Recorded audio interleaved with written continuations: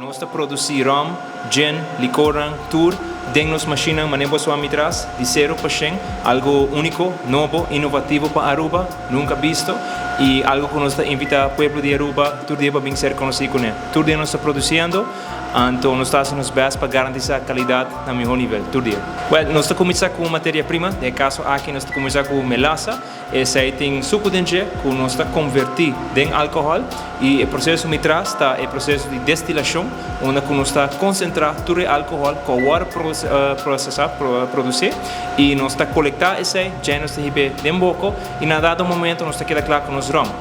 Qual é que é a cena? Tour gente está bom venir sempre para vir mirar nos traja, é uma oportunidade única, não somente para Aruba, mas no mundo não está fácil para poder dentro de uma destilaria para mirar o processo de 0%, onde nós está feliz de explicar tudo o que está passando e onde a gente pode o processo de 0% todo dia. Que agora o álcool está saindo, naturalmente tem diferentes componentes que você quer reter e outros que você não quer reter.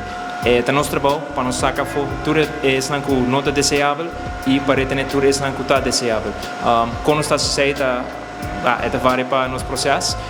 Essa queda na destilador quando está fora aí, mas na primeiro lugar você tem que a segurança de gente e na de dois lugar você tem a qualidade do produto.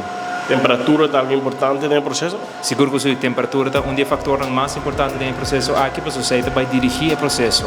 A temperatura está larga para o álcool sair a fora, mas tem outra componente que também pode sair a fora, que você está bom na temperatura, porque é o processo cana. É importante. Se a gente pode vir livremente, sem compromisso, vir mirar nossa essa não tem interesse de me livremente vir aqui por nos produtos se você não tem nenhum compromisso. De verdade, nós estamos contentes de demonstrar nosso ofício aqui. É algo sumamente novo, inovativo para nosso país e algo que nós estamos felizes para poder compartilhar com o povo de Aruba. Então, nós temos algo super novo para Aruba. Nós temos o primeiro licor de aloe vera, algo sumamente popular que está indo mais bom mês e me invita a toda gente que tem a oportunidade para poder ver.